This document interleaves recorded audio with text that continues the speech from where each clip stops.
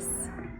Welcome back to the Go Project. That name sounds so official, but it's literally just a little video series where we're going to sort of push each other, pull each other in the direction of loving just a little bit more radically. And I'm really excited about it. And Go here in this case stands for Go Oceans. And if you missed the introduction video that was a couple weeks ago, you can find it on Facebook or on Pilgrim's website and find out what it means to us to go oceans and why that phrase is so important in our philosophy of ministry, but even our life philosophy. So thank you for joining me. It's going to be a really short little video. And today I want to talk about the issue of knowing that we ourselves are loved. I think that we can talk till we're blue in the face about loving other people, but until we give ourselves the chance to dare to believe that we're loved more than we realize, then we're not going to really be able to love others fully. Does that make sense? So before I get into it, here's my theory, right? Until we know that we're loved, radically loved by the God of the universe, we might not be able to reach out and love people as much as we want to. So I guess I wanted to just get into it. So the girls and I were watching this documentary this morning. I think it was just called Babies, and it was literally about scientifically looking at babies, specifically their brains, and why that's important. Why it's important to study humans in the very earliest part of their development. Why it's important to study that. And so the girls and I were watching, and one thing that was super fascinating to me was that babies' brains are specifically wired to seek out and recognize safe faces. And you know that. We all know that. Humans, adults, we all do it still too. We all have this amazing facial recognition software up here in our brains that is comparable to nothing else. The best tech software system that has to do with facial recognition cannot compare to the human brain. And what scientists are arguing now is that even adults' facial recognition properties that we have in our brain cannot compare to those of young babies. And so they start to lose that ability at about age 9 months. And why I think that's super fascinating is because babies, they need to know that they're safe, right? They need to know that when they cry, they'll be able to cry enough that the person that they trust or the few people that they trust will come. They'll recognize their face and they'll go, "Mommy," or, they can't talk yet even at that age, but they'll know that's my person. That is my person. I'm safe. I'm going to be safe. As soon as they pick me up, I'm going to get fed. I'm going to get changed. I'm going to get my needs met. And just like in the ego development of a child, those of you who have studied, child development, ego development is so important, so important. Children that don't get an opportunity to have healthy ego development, they struggle in life, right? And so it's really important for children to have this healthy ego development. Now, as an adult, if we have overly developed egos, that's where we get ourselves in trouble, right? Because we start to think that we're better than everyone else, or we demand this or demand that.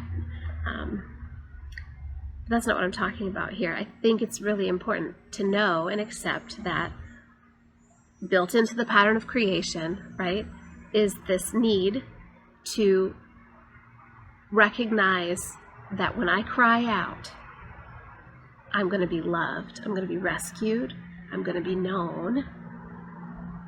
And that starts in early newborn stages. And unfortunately, I think what starts to happen over time is that we start to believe this lie that, I am not worthy of that love because I've done bad things.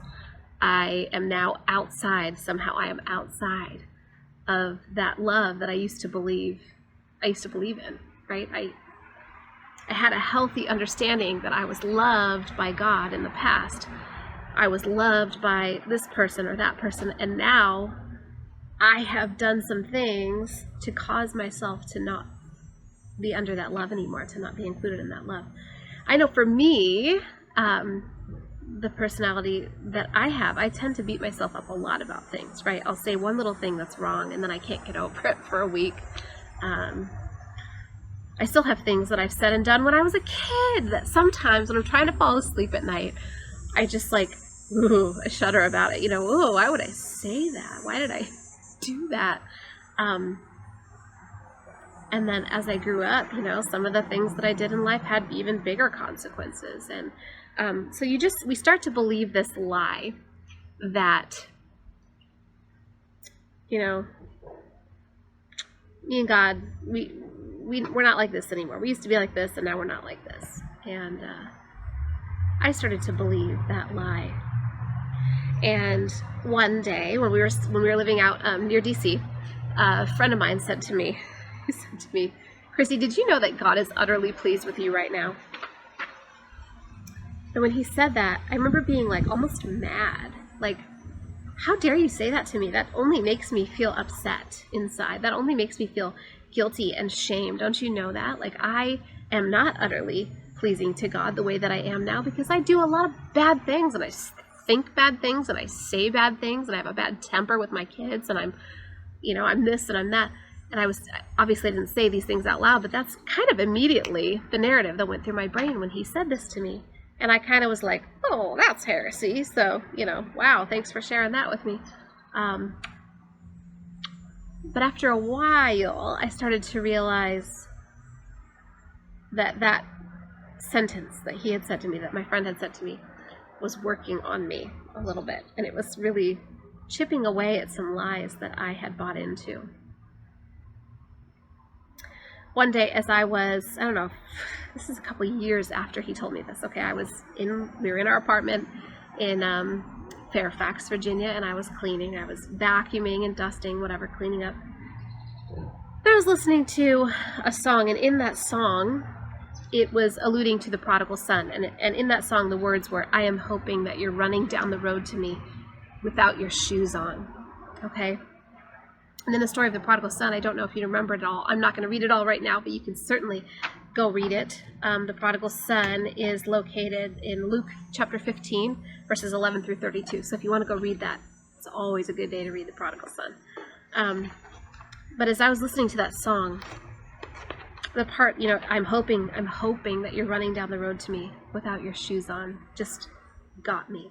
And all of a sudden, I felt myself needing to fall face down to the floor, to get as low as I could, and to just let myself be in that space of, oh my gosh, could it be true? Could it be true that, just like in the story of the prodigal son, that even though the son was a long way off, even when the son was a long way off, right? It never said, now the son had come back to his father's house, and he made reparations, and he gave his speech, and everything went well. No, he practiced the speech on his way there, right? He said to himself, Father, please just let me be one of your servants. You don't even have to let me be your son again. That's what the prodigal son was saying, practicing the speech to his father. But his father, while the son was still a long way off, out in the distance, the father could see the son coming. And while the son was still a long way off, the father ran to him. And this song that I was listening to was speculating that the father didn't even have time to put his shoes on, his sandals on, whatever they were.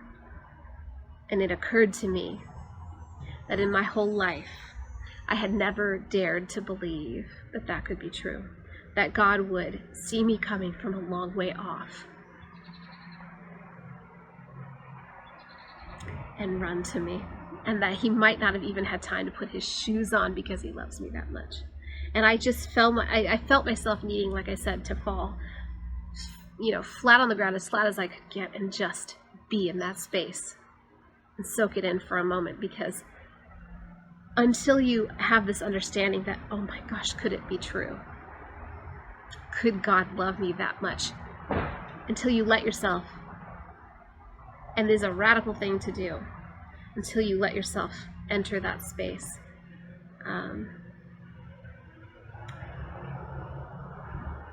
It's easy to believe those lies that maybe you're not good enough, or maybe God doesn't love you as much, and that is a lie.